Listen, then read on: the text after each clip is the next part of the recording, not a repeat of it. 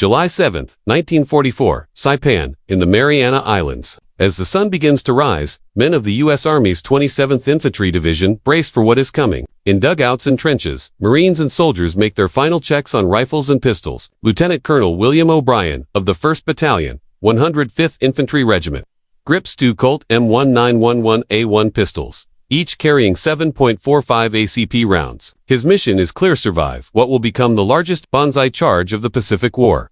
At 4:45 a.m., the ground shakes, and from the darkness comes a sound survivors will never forget: thousands of Japanese troops screaming as they rush directly into American positions. At the front are Japanese officers wielding katana swords, followed by wave after wave of men with Arisaka rifles fixed with bayonets. Many officers also carry the Type 14 Nambu pistol, chambered in the 8x22mm round. What follows will highlight the sharp contrast in each nation's sidearms and show why the American pistol was regarded as the most effective combat handgun of its era. The Colt M1911A1 had entered the Pacific theater with a strong reputation already. Established during World War I, created by firearms designer John Moses Browning, and officially adopted by the U.S. Army in 19... The pistol was built around the .45 ACP cartridge round, designed with one goal: maximum stopping power. The 230-grain bullet left the 5-inch barrel of the government issue pistol at 830 feet per second, even though the cartridge ran at a relatively low chamber pressure of 21,000 psi. Its heavy, slower-moving bullet caused tremendous damage. The physics were simple: when it struck, it delivered enough momentum to knock an opponent down, and instead of passing through, it embedded into the target, dumping all of its energy. In close combat, one well-placed shot could end a fight instantly. By 1944, almost 1.9 million M1911A1 pistols had been made for the war, produced not only by Colt but also by Remington Rand, Ithaca Gun Company, Union Switch and Signal, and even Singer Sewing Machine Company, which made 500 pistols before production was passed to others. This huge output meant American troops were well supplied with pistols across the Pacific. The Marine Corps alone had raised its pistol allotment from 798 per division in 1942 to over 1,700 per division by 1945. Recognizing that Pacific battles often turned into brutal close-range fights, officers, non-commissioned officers, tank crews, artillerymen, and many specialists carried the M1911A1 as their personal defense weapon. On the other side was Japan's Type 14 Nambu pistol, named after Colonel Kijiro Nambu, and introduced in 1926. It was a straight-fired pistol with an 8-round magazine and a 4.6-inch barrel. While it held one more round than the Colt, it was limited by its design and ammunition. The Type 14 fired the 8x22mm Nambu round, a bottlenecked cartridge pushing a 100-grain bullet at roughly 1,000 feet per second. Though faster than the .45 ACP, its lighter bullet lacked momentum and stopping power. Its dimensions were unique, sharing no compatibility with other rounds worldwide, which complicated logistics and limited ammunition development. Japanese officers were required to buy their own sidearms, and the Type 14 was made to be cheaper than earlier models, costing 78 yen, still a major portion of an officer's pay, though more affordable than the 180 yen Type B Nambu. As a result, many Japanese officers carried a weapon that was poorly suited for the harsh realities of battle. The flaws of the Type 14 became obvious under combat conditions. Its safety lever, positioned above the trigger guard, required both hands to operate, making it slow to ready under pressure. The magazine often jammed in wet or dirty conditions, slowing reloads or making them impossible. Unlike the Colt, the Type 14 had no slide lock, so soldiers couldn't tell when the pistol was empty. Worst of all, the pistol's magazine disconnect meant it would not fire at all without a magazine inserted, so if one was damaged or lost, the pistol was useless. In contrast, the Colt could still fire a chambered round without a magazine. By 1944, Japan had produced about 400,000 Type 14 pistols since its introduction, but this was dwarfed by America's wartime production, which was nearly 5 times greater in only a few years. This gap highlighted the vast industrial difference between the two nations. The dawn of July 7, 1944, put these pistols to the test. Major McCarthy of the 27th Division later compared the Japanese charge to a cattle stampede in a Western film, except this time the attackers never stopped coming. The assault followed a night of drinking, with Japanese soldiers consuming large amounts of beer and sake, many knowing it would be their last fight. Lieutenant Colonel O'Brien stood directly in their path. As officers rushed forward with swords, O'Brien drew both of his Colts and fired at close range. The .45 ACP rounds tore through the attackers with devastating effect, each heavy bullet dropping its target instantly. Even after being badly wounded in the shoulder, O'Brien kept firing until both pistols were empty. He trusted that every trigger pull would deliver a shot, and the pistol's rugged design functioned flawlessly despite the chaos. When his ammunition ran out, he manned a Jeep-mounted .50 caliber machine gun, continuing to hold off the attack. His stand allowed many of his men to retreat and regroup. When his position was eventually overrun, about 30 Japanese bodies lay nearby, many killed by his accurate pistol fire in the battle's opening moments. Private Tom Baker's story from the same fight also shows the M1911A1's importance as a weapon of last resort. When Baker's rifle ammunition was gone, he used the rifle as a club until it broke. Wounded and unable to withdraw, his comrades placed him against a tree, lit him a cigarette, and handed him a fully loaded M1911A1 with 8 rounds, 7 in the magazine and 1 in the chamber. When his body was discovered after the battle, the pistol was empty, and 8 Japanese lay dead in a circle around him. Every single round had struck its target, proving both the accuracy of the weapon and the destructive impact of the .45 ACP when used by a determined soldier. These stories were not rare events. Across the Pacific Front, the M1911A1 repeatedly proved itself in battle after battle. During the Guadalcanal campaign of 1940 to 1943, one dramatic moment occurred at the division command post, when a Japanese officer wielding a sword, backed by 2 riflemen, rushed Admiral Archer Van. Marines armed with M1911A1 pistols met them at close quarters, and the .45 ACP rounds immediately showed their ability to halt attackers, even in a full charge. The round's effectiveness was not by chance. It had been created because of hard lessons from the Philippine conflict between 1899 and 1901.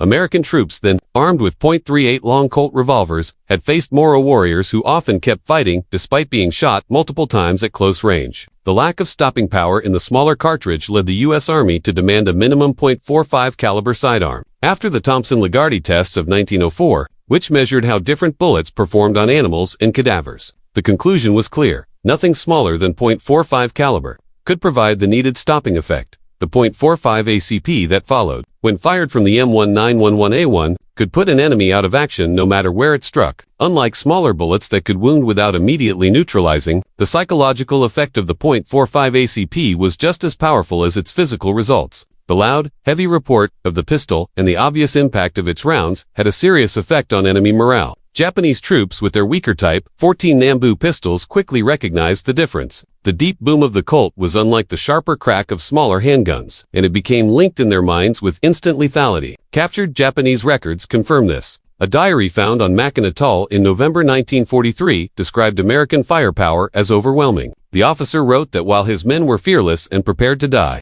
they clearly understood their weapons and equipment were inferior. Japanese soldiers typically carried loads of about 45 kilograms, nearly the same as 87% of their body weight. Combined with weak sidearms and dwindling ammunition, their forces depended on fierce willpower rather than technological advantage. The Type 14 pistol itself reflected these shortcomings. Designed in peacetime, it was poorly suited for total war. As the war dragged on, the difference in quality grew more apparent. American factories continued turning out M1911A1 pistols with standardized parts, ensuring full interchangeability. Repairs in the field were easy since any piece could be swapped between pistols. To save time, grips changed from walnut to plastic and finishes from bluing to parterizing, but strength and dependability were never compromised. Japanese Type 14 production went in the opposite direction. Pistols made later in the war at the Toramatsu plant had rough wooden grips without grooves, and the overall fit and finish suffered as Japan's industry buckled under bombing raids and material shortages. Some late pistols were even dated February 1945.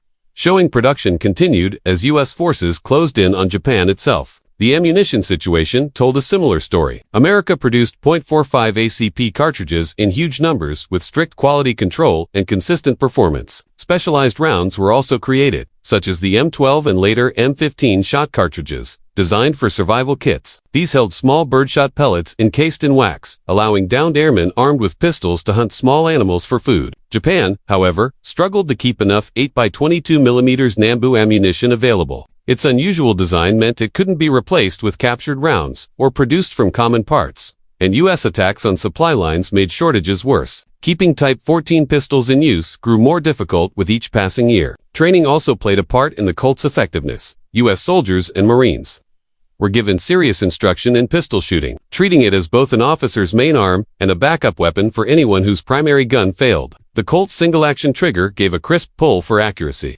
while its all-steel frame absorbed some of the recoil from the heavy .45 cartridge. Japanese training, by comparison, placed emphasis on traditional warrior practices like sword and bayonet fighting, which required closing the distance, something far more dangerous against US firepower. The Type 14 was often more of a symbol of rank than a practical weapon, with many officers receiving little hands-on practice with it. The M1911A1 earned its reputation for ruggedness in every environment, of the Pacific mud at Guadalcanal, coral dust on Tarawa, volcanic sand at Iwo Jima, and the soaked terrain of Okinawa, even when submerged in seawater, buried in dirt, or dropped from planes.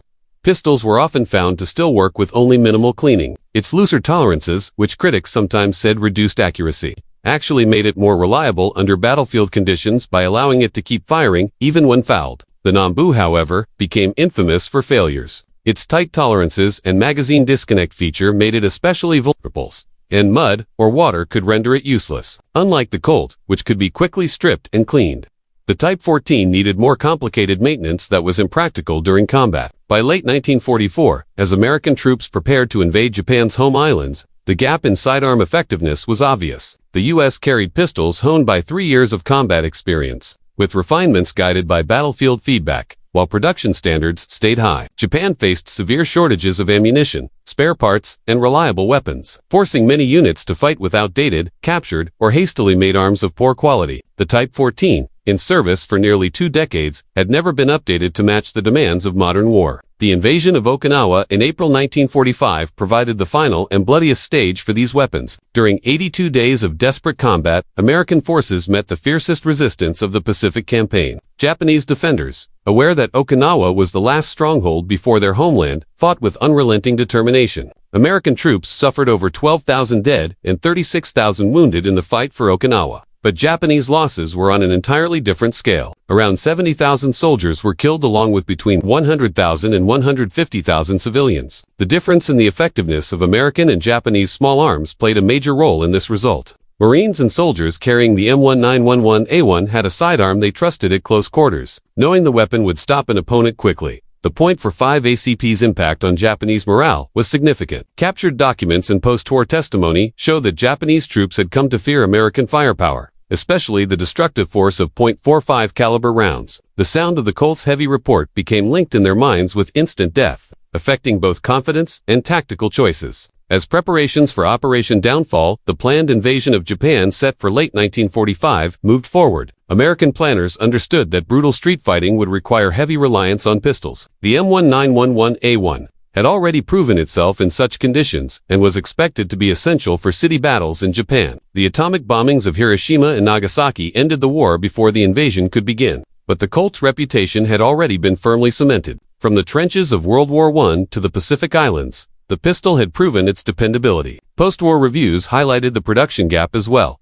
The United States had built nearly 2 million M1911A1 pistols in just a few years, while Japan's Type 14 output in almost 2 decades barely passed 400,000. That 5-to-1 ratio was a reflection of the industrial imbalance that shaped the war itself. The .45 ACP rounds, stopping power in Pacific combat, kept it in use long after the M1911A1 was replaced as the standard sidearm. Special forces continued to rely on it whenever immediate results were needed at close range. Meanwhile, captured Japanese pistols such as the Type 14 became popular trophies among American servicemen. Their unusual design and association with Japanese officers made them sought after, even though most veterans had carried far superior weapons themselves. The difference between the Colt and the Nambu was not only about design, it revealed larger truths about industrial strength, military doctrine, and modern combat thinking. The American pistol was born from thorough testing, lessons from earlier wars, and the ability to master. The Japanese pistol, while more advanced than its predecessors, reflected the limitations of a country that entered industrialization late and lacked the resources for wide-scale weapons refinement. Its weaknesses mirrored Japan's broader struggles: poor logistics,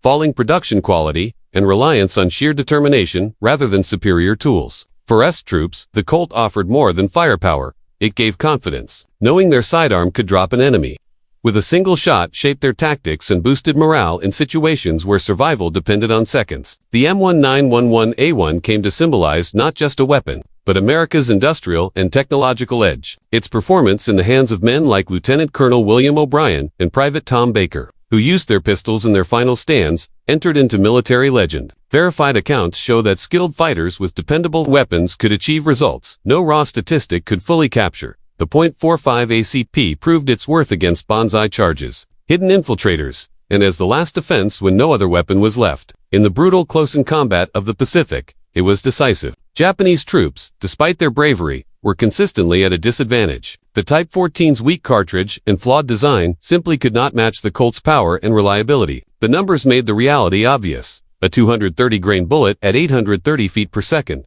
carried much greater force than a 100-grain bullet at 1,000 feet per second. Multiplied across countless battles, this advantage meant tactical dominance that helped shape the war's end. The M1911A1's success validated John Browning's design and the Army's decision to adopt the .45 ACP. It showed that smart engineering, rigorous testing, and industrial power could create small arms that turned the tide of battle. Japan's reliance on the Type 14 underscored the problem of facing a superpower without the resources to modernize completely. Its shortcomings were a smaller version of Japan's wider struggle, a nation trying to rely on spirit and tactics against overwhelming material strength. The Pacific War made clear that in modern conflict, the quality and quantity of weapons were as decisive as bravery. U.S. forces armed with weapons, like the M1911A1, backed by enormous production capacity, wore down Japanese resistance through sustained superiority. The lessons of the .45 ACP carried forward into later decades. Even after the M1911A1 was officially replaced by the Beretta M9 in 1985,